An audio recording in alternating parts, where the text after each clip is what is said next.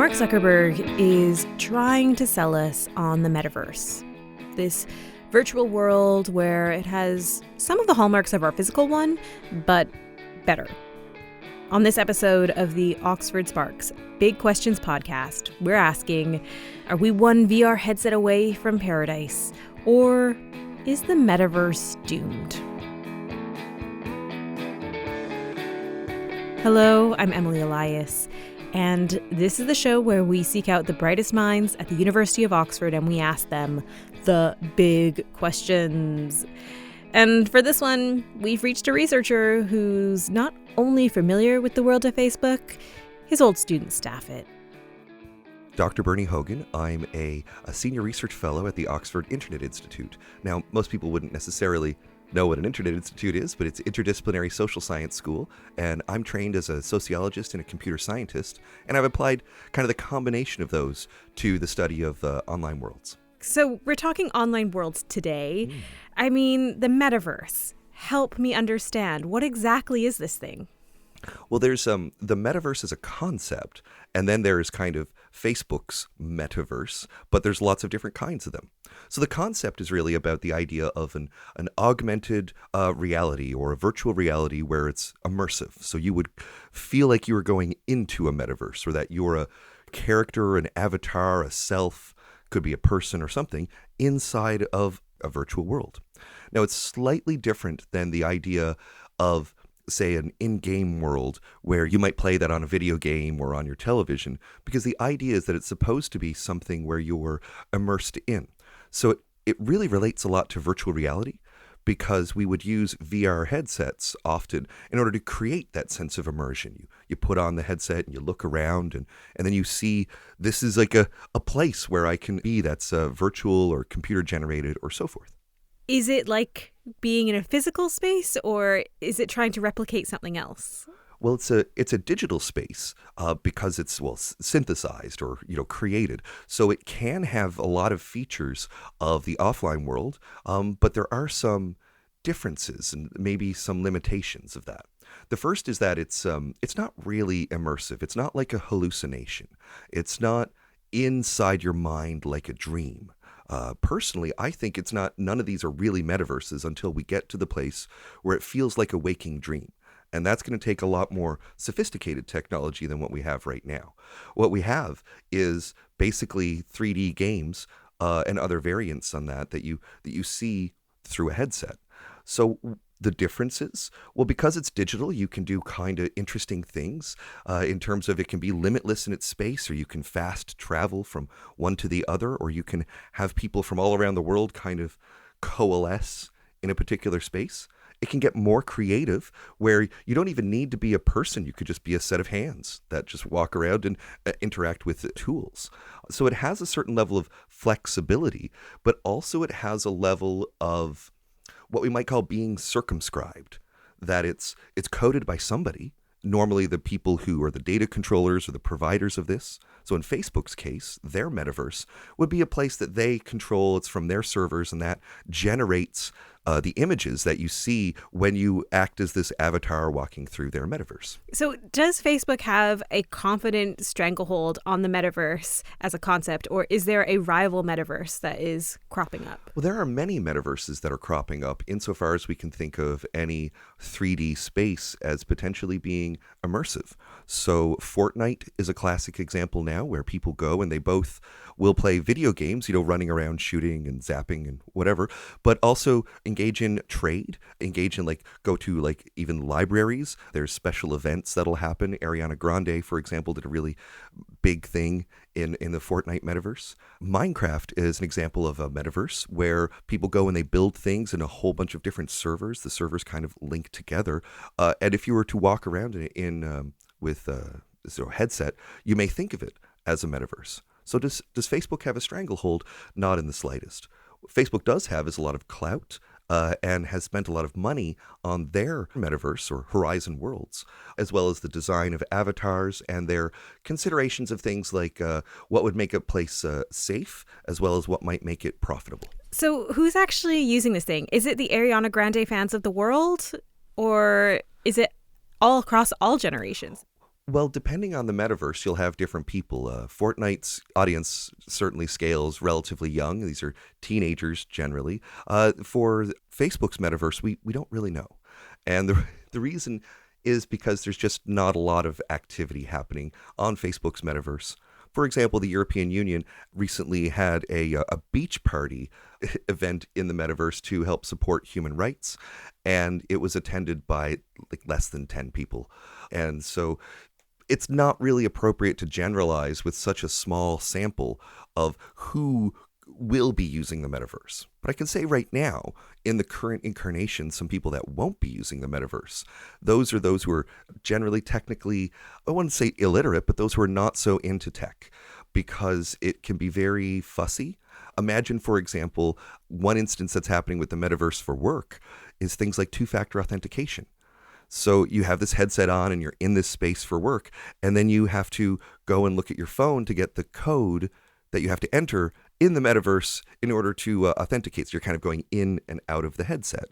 So people who are not so adept at these things in this very rough period will not be using it. And especially those with certain disabilities or disability-like qualities, those who get motion sickness, people who have prisms in one eye often can't handle the stereoscopic thing of the way the image is presented to the eye. They get like overwhelmed, or it's just hard to see or focus. So there's a number of people who just fundamentally will not be able to enjoy a stereoscopic 3D virtual world, in addition to those who probably don't want to, because it's yet another complicated thing to have to manage as part of their like engaging in social media.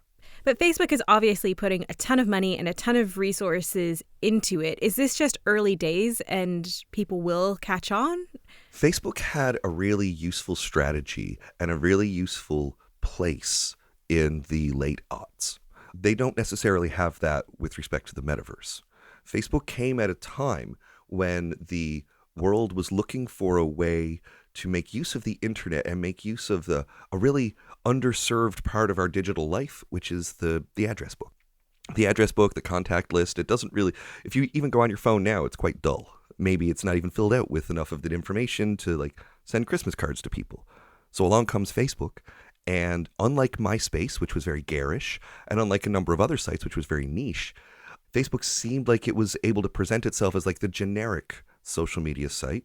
And so it, at that time, had a really useful way to secure its position. It was like the default social network, and they used the people you may know feature to great effect for that. That was a kind of a one-time thing for Facebook. Since then, Facebook have not demonstrated the sort of innovation and ideas that one might expect for a company of that size. Instead, they've acquired companies at great expense and spent a lot of their time managing the various issues that come up with the vast amount of data they have and the need for regulatory compliance. So they acquired Instagram, they acquired WhatsApp, and they acquired a variety of other small properties. But I don't see them as being innovators in a broad sense. I saw them as being those who normalized or legitimated social network sites at a time when we actually thought metaverses were going to be the thing. But when we're looking at social networks, the landscape, I mean, Twitter right now is in its own sort of peril where people are kind of leaving it. Could Facebook come and fill that void with the metaverse? Oh, certainly not. That's just it. Facebook was the answer to the metaverse in the aughts, in like 2006, 2007, 2008. At that time, we had wondered whether like a MySpace thing where you nominate friends and have your top 8 friends and whatever is going to be the way we move forward with the internet, or is it going to be Second Life? Is it going to be Second Life where you go in and you build a table and build a house and invite your friends and go have dinner? And it turns out all the trappings of this virtual world are in a way just trying to give people a sense of the internet like offline life. And it was too much. It was unnecessary. What we really needed was just a means to get access to the people we know and care about, and an easy way to consolidate or aggregate information from them.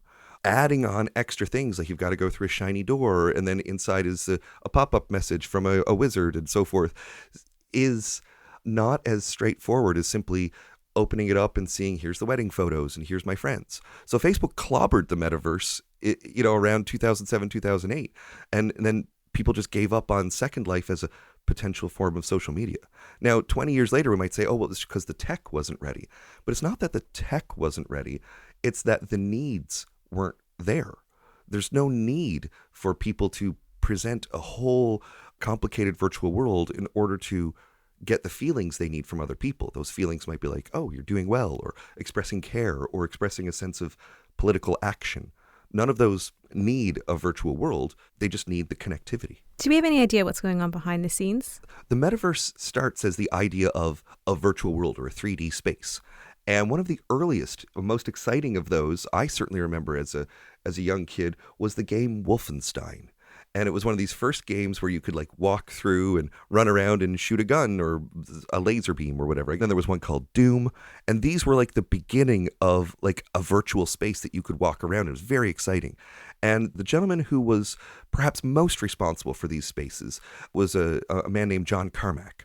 And I've heard John Carmack being quoted as being, he's not just smarter, he also works harder. He works harder and smarter than other people. He's really quite an exceptional coder. And he was hired for the last 10 years by Facebook in order to really advance their virtual worlds. And only in the end of December, he put in his resignation notice. He felt that he was not able to work with them in the way that allowed him to be realistic about their goals. There's a subtext there that suggests that there's a lot of ideological intervention or agendas being advanced with this that can sometimes get in the way of very practical things that people feel are needed. And Carmack leaving is really, for me, a bit of a canary in the coal mine for Facebook, because he's had such a great reputation and is really just the master of creating 3D spaces for people to navigate in, was there on the ground floor. If he's lost faith in Facebook or Meta and their ambitions for this, then that suggests to me that we really should look under the hood before we go all chips in on this or really invest in Facebook's aspirations. Not because 3D spaces aren't worth it, but because if they're overly massaged or overly steered in a top-down way, they're not just going to engender the faith of game developers or programmers.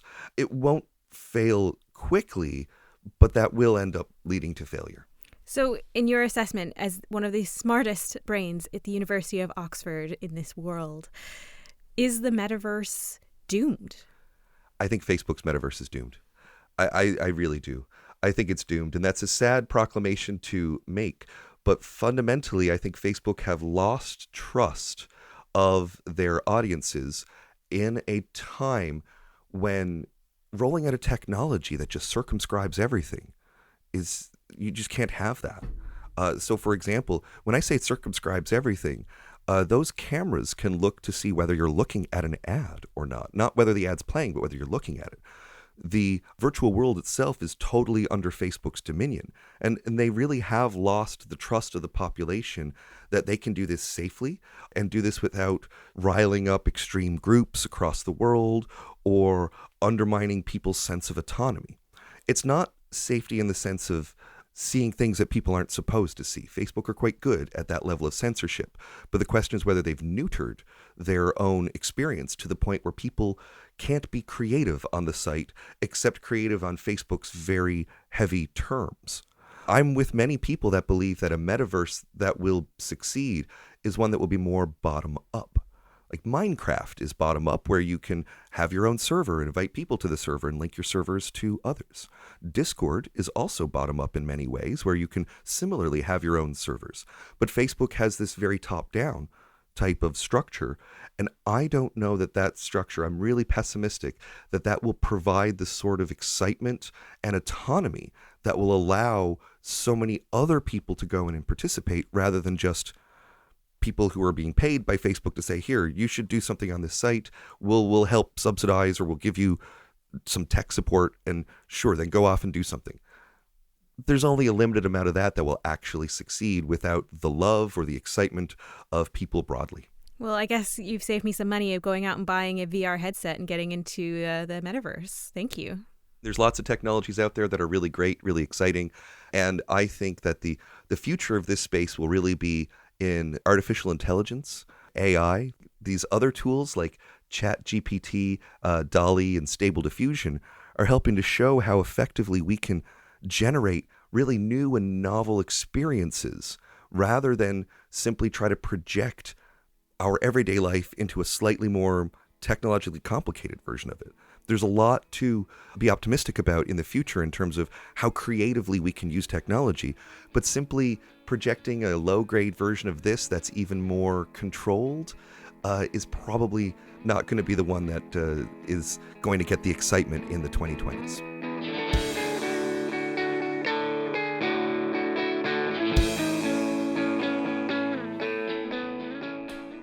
This podcast was brought to you by Oxford Sparks from the University of Oxford, with music by John Lyons and a special thanks to Dr. Bernie Hogan. Tell us what you think. We are on the internet at Oxford Sparks, and yes, we are in fact on Facebook as well. Not quite the metaverse yet. We also have a cool website, oxfordsparks.ox.ac.uk. Go, look, have fun. I'm Emily Elias. Bye for now.